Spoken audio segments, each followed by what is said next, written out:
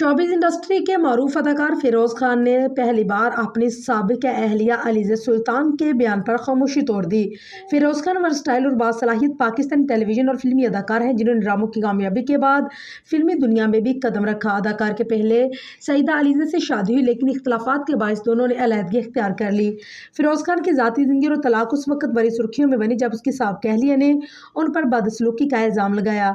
अब वो डॉक्टर ज़ैनब के साथ दूसरी शादी कर चुके हैं, लेकिन उनकी ज़ाती ज़िंदगी उनके बारे में उनकी साबिक अहलिया की पोस्टों की वजह से आज भी मौजू बहस बनी रहती है। फिरोज खान ने कहा कि मेरी कहानी का पहलू बहुत सादा है। एक लड़की और मैं रिश्ते में थे और हर एक के अच्छे और बुरे दिन आते हैं।